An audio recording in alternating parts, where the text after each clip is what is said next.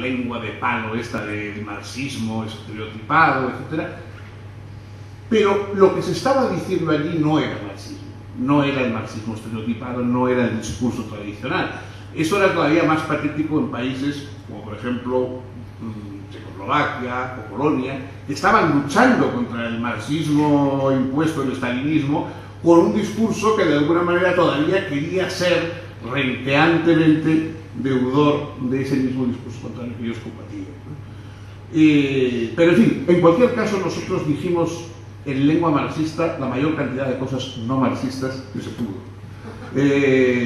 Lo mismo que los revolucionarios del 1779 en Francia estaban convencidos de que lo que estaban haciendo era recuperar las esencias de la República Romana, y entonces se vestían con túnica y hablaban de Espartaco, Catón, los Gracos, etcétera, etcétera, y estaban convencidos de que ellos estaban recuperando aquello que no tenía absolutamente la más remota relación con lo que ellos hacían.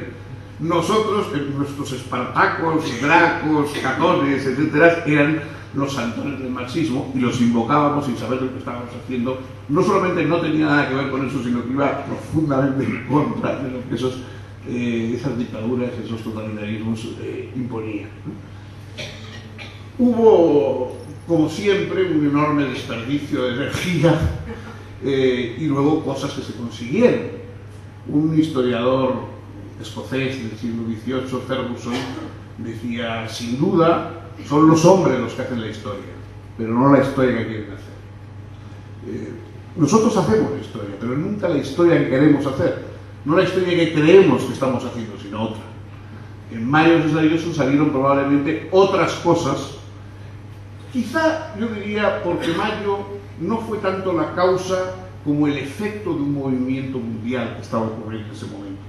Es decir, la libertad de costumbres, la participación del individuo en la vida pública, la liberación en una serie de campos de autoridad, de jerarquía, donde se tomaba la rigidez esclerótica de la rutina por disciplina creadora y cosas por el estilo. Esos cambios ocurrieron en el mundo no probablemente a causa de Mayo, pero Mayo fue lo más vistoso de esa transformación que estaba ocurriendo en todo el mundo. Y en ese sentido me parece que es sin duda un fenómeno, digamos, que para algunos de nosotros fue importante, sobre todo porque algunos, yo ahí en París, en Roma, en la reunión esta de esto que les decía a ustedes, yo decía, bueno, pero no nos preguntemos tanto qué ha hecho Mayo del 68 por la humanidad. Vamos a preguntarnos qué ha hecho por nosotros, por los que estuvimos. Los que estábamos en aquella mesa, Antonio y yo, que nos conocimos allá por el 68, de alguna manera lo que somos, que no es peor que lo que son otros, lo debemos a cosas que nos pasaron entonces. Es decir, hay una libertad de espíritu que nos la dio el haber participado en aquellas cosas y que otros que no participaron no la han tenido. Tendrán otras virtudes, pero no tienen esa. Entonces, a nosotros nos sirvió de algo. Uno de los libros que probablemente habrán ido ustedes mencionando estos días, porque es uno de los testimonios no favorable, pero muy ilustrativo, en el sentido más periodístico y documental del término, que nunca es el más exacto, sobre Mayo, es el testimonio de Maryse Galland, una americana que vivía en aquel momento en París y que escribió unos cuadernos que publicó en New York a final de ese mismo año, que se llamaban Los sucesos de Mayo, y que siguen siendo los reportajes periodísticos del día a día, de lo que pasaba en el barrio, de la falta de pan o de azúcar, de no sé qué, en fin, las cosas, el día a día, pero que es significativo. Y ella era una mujer que no tenía ninguna simpatía especial por lo que estaba ocurriendo, pero que era bastante atenta a lo que decían y a lo que comentaban, etc. Y al final del libro, ella ya ha terminado todo, ya se han acabado las manifestaciones, todo De Gaulle ha ganado las elecciones, todo ha vuelto parece a su cauce, porque claro, había gente que creía que lo que quería la gente que salía a la calle era conquistar el poder, como si fuera la toma de la Bastilla, Entonces decían, ha fracasado mal, porque no ha tomado el poder. Nadie te lo ocurrió. Los manifestantes en Francia se pasearon por un París donde la Asamblea Nacional estaba vacía, los ministerios estaban vacíos, podían haber entrado y haber ocupado lo que hubieran querido. Sin embargo, nadie lo hizo porque nadie quería la vida, digamos, convertirla en poder, sino más bien revertir el poder para liberar la vida. Y entonces no era eso que estaba buscando nadie. Entonces digo que Galán, al final de sus apuntes, va a comprar tabaco, por fin, porque la mujer fuma. En aquella época todavía la gente fumaba y estaba loca porque no había manera de encontrar tabaco en París, ¿no? Entonces era lo que me echaba de menos. Entonces todo lo demás no le importaba, porque estaba loca porque no encontraba tabaco. Y por fin entra en el kiosco, le pregunta y se pone a hablar con la del estanco. Y la mujer dice, pues ya ve usted, la mujer está, la del estanco, que ha tenido el estanco cerrado y que ha perdido dinero, pero era favorable. Yo he hablado con la gente, ahora leo, mire usted, tengo aquí periódicos y tal.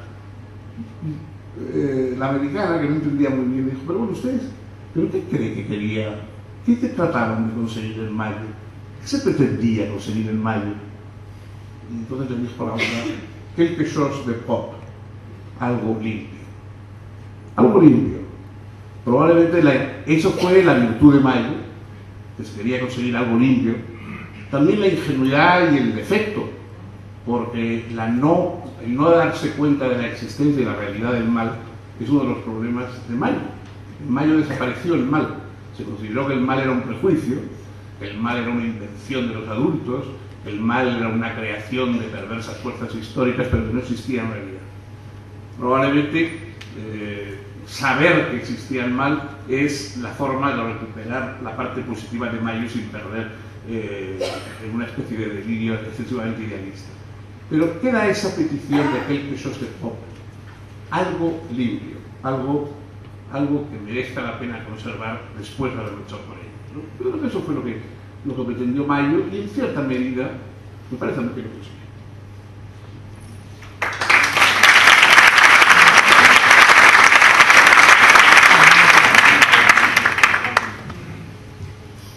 Y a continuación escucharemos a Antonio Escotado. El profesor Escotado, voy a destacar también tres facetas fundamentalmente de él. En primer lugar, bueno, su texto magno, en los dos sentidos de la palabra, son 3 pedazos volúmenes de la historia general de las drogas, ¿no? Que le han convertido, sin duda, en el mayor especialista en este tema con el que contamos aquí en España. También se ha ocupado de otras 2 cosas, sin duda eso tiene mucho que ver con aquel ambiente que nos ha contado ahora Fernando Savater, que no solamente cristalizó allí, sino que previamente se vivía y posteriormente también tuvo sus prolongaciones. Hay otros 2 factores de la obra de Antonio Escotado que también tendrían, sin duda, mucho que ver con las características propias de Mayo del 68. Uno de ellos, por ejemplo, es su dedicación a la traducción de Bakunin.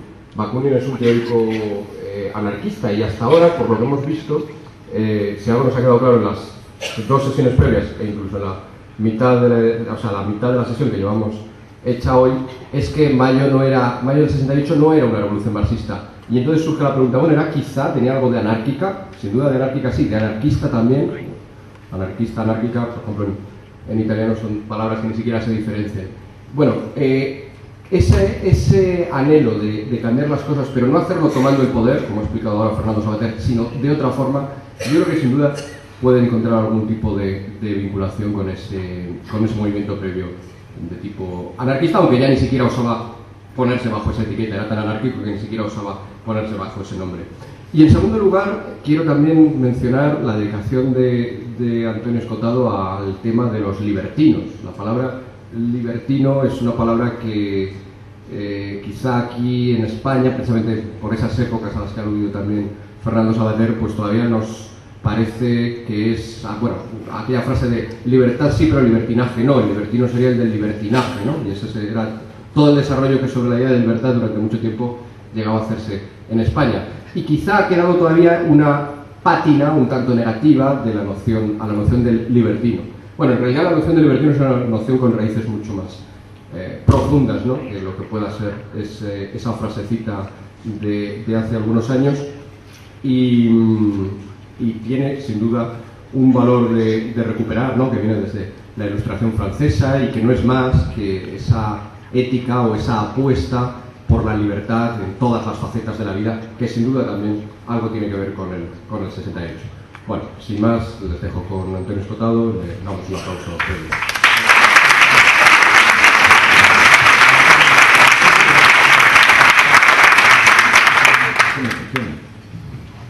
¿Funciona? No. Sí, funciona. Bien. Muchísimas gracias, amigos y amigas.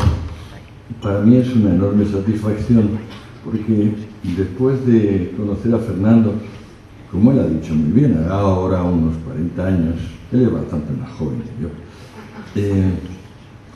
pues claro, no habíamos tenido, que yo recuerde, oportunidad nunca de estar sentados en la mesa hablando del mismo tema.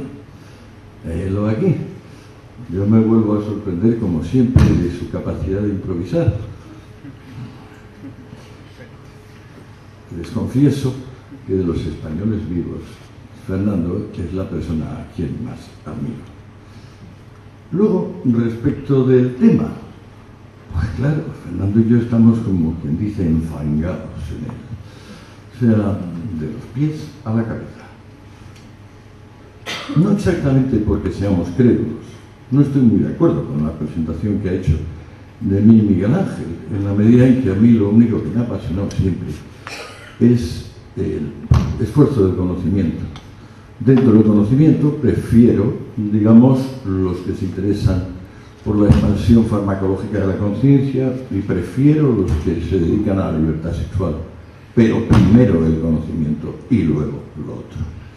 La pasión de mi vida ha sido acumular información que yo pudiera considerar no arbitraria. Y entonces, al reflexionar sobre todos estos temas, y en particular sobre este, el del 68,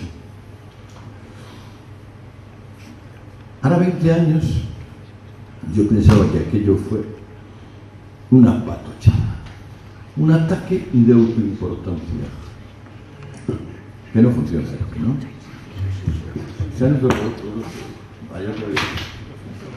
Ahora funciona.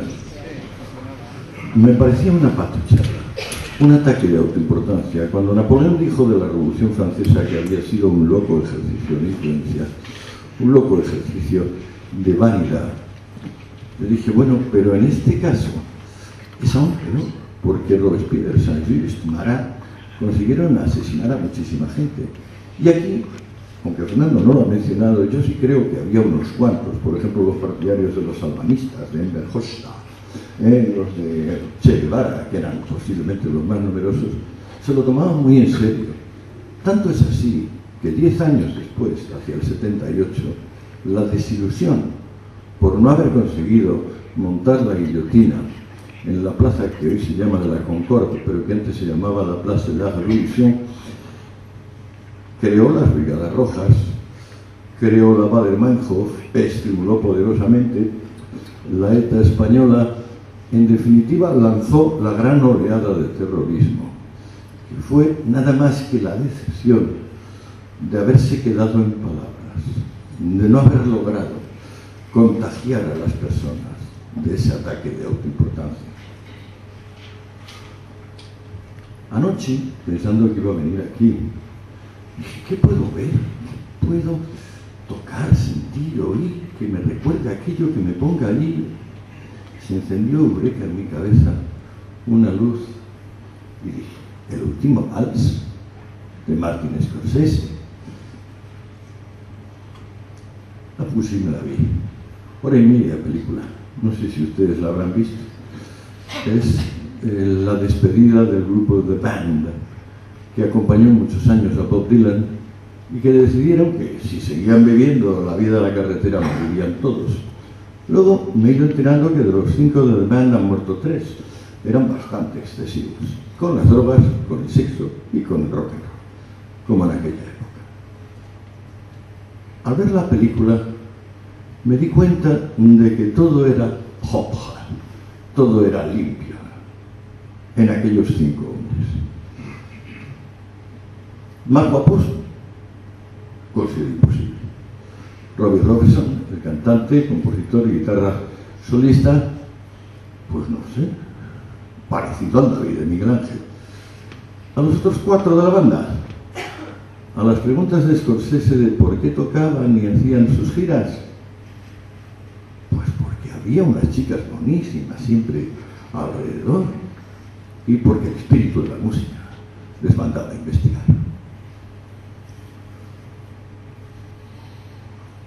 2 de ellos, ya muy mayores, en el 98, hicieron los coros de Sinéad O'Connor en la canción Mother de Pink Floyd, cuando al caer el muro hicieron esa celebración 10 años después y montaron un enorme muro de Porespan o de algún plástico de esto, y luego después de montarlo o tirarlo, pues lo tiraron. Ellos tenían un sentido de las segundas voces prodigioso, que seguro que no hubiera entendido ni Mozart ni Monteverdi, unas segundas voces casi iguales pero levemente diferentes. Sin embargo, no me voy a enrollar con esto, porque yo también quise ser guitarrista. Lo que pasa es que me di cuenta a tiempo de que no tenía el talento debido para el asunto. Empapado en la película de Scorsese dije, ¡ay caray! No era solo vanidad, no era solo desilusión por la falta de poder, no era solo una formación deficiente, un pensar que de alguna manera el pensamiento nos puede ayudar a establecer proposiciones fijas e incambiables.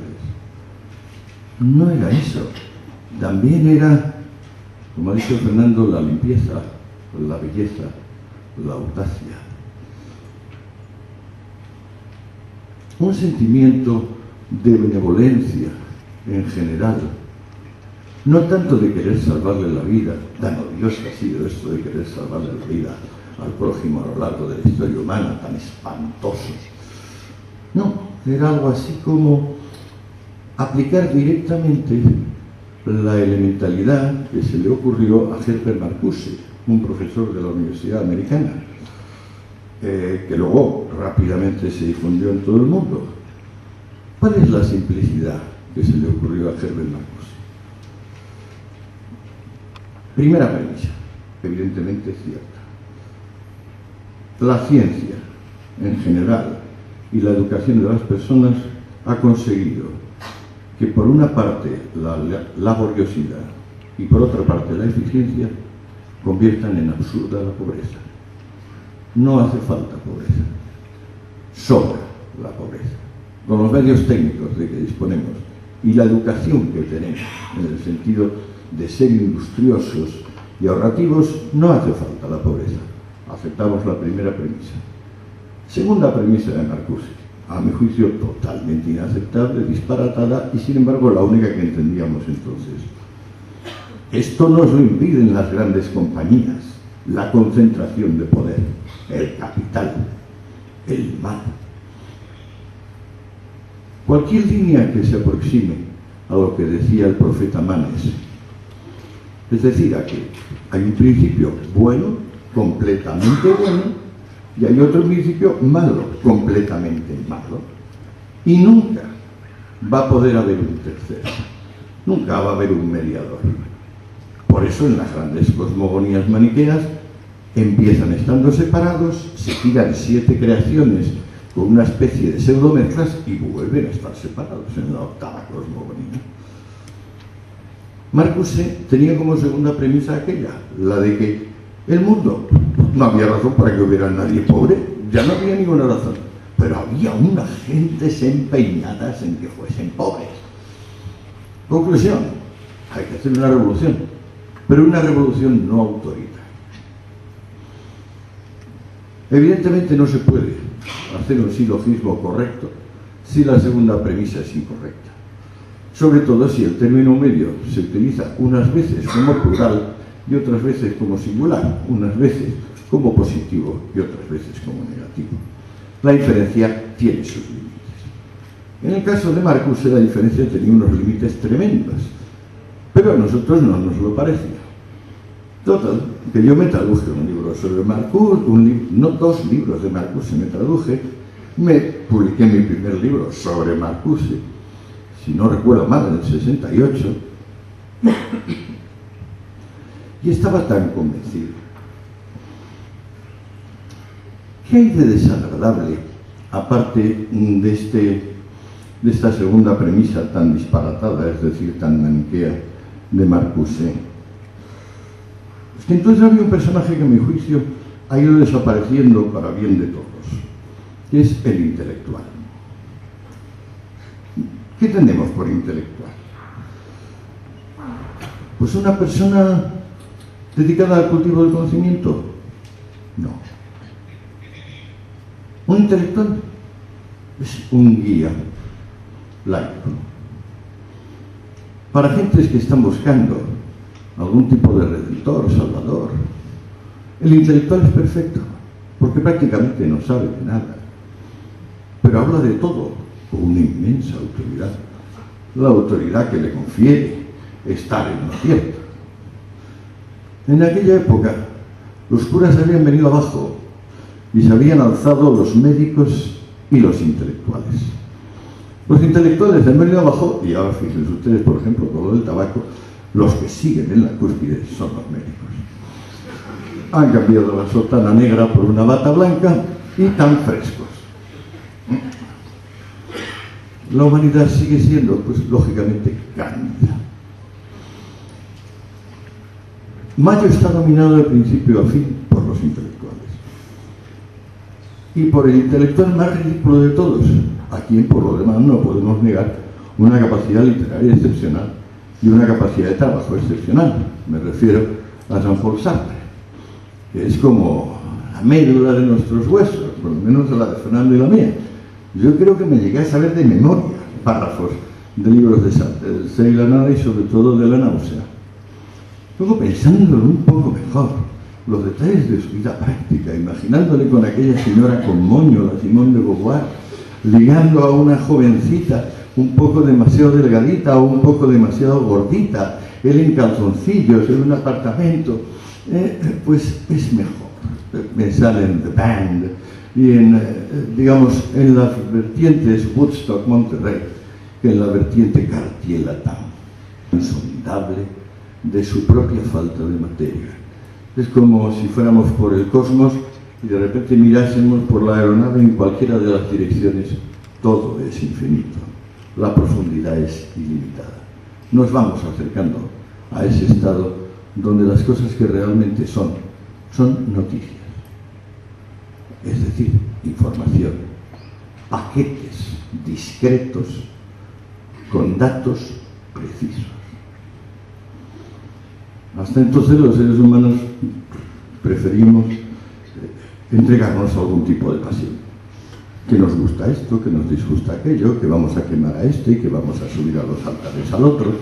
Este tipo, entre el melodrama y la farsa, en lo que ha vivido una humanidad necesariamente analfabeta y pues por eso mismo justificable. Yo creo que en el 68 había dos líneas muy claras y yo opté por una.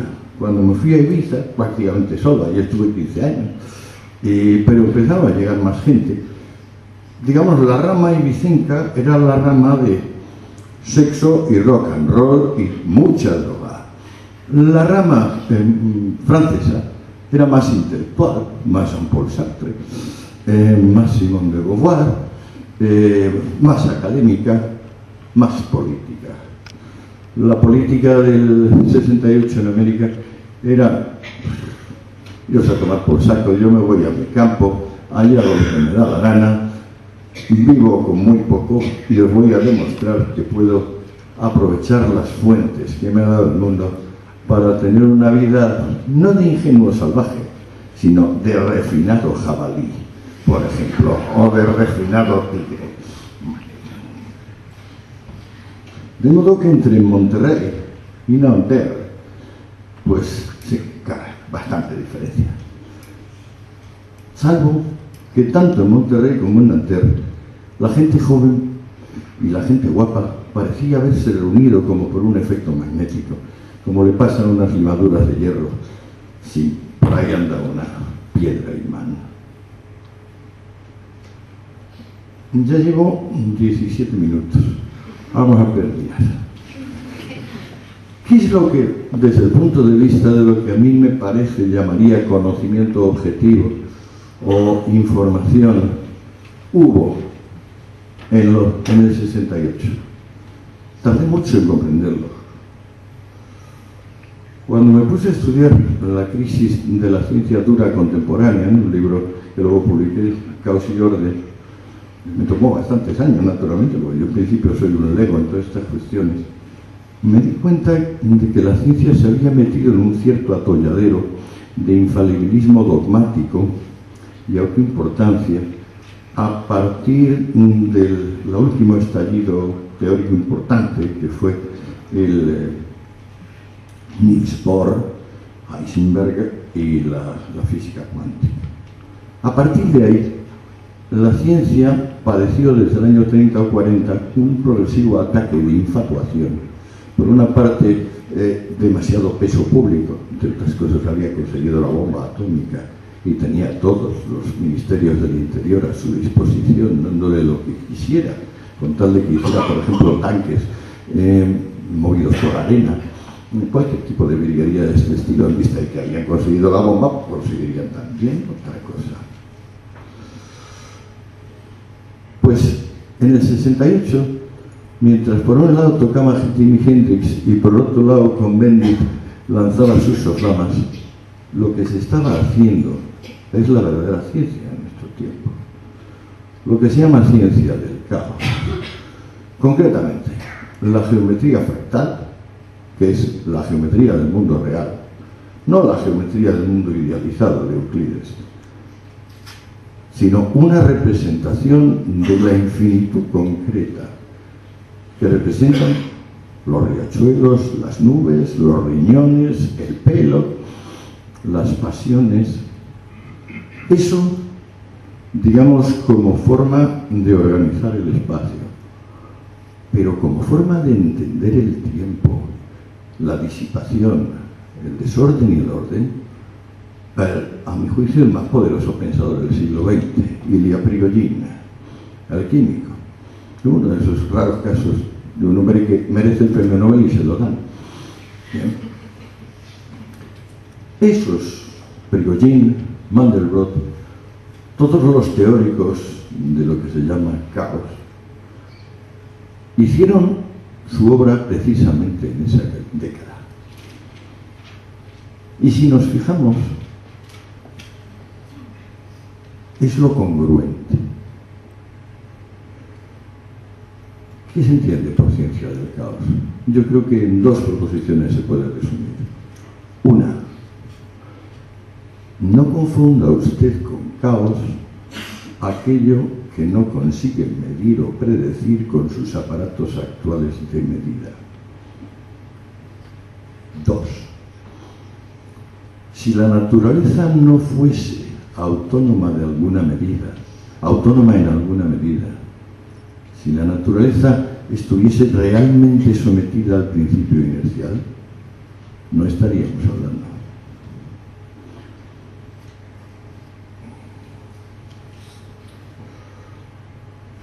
Bueno, la verdad es que me parece que lo he dicho todo. Vamos a ver si en el coloquio sale algo más ingenioso. Gracias.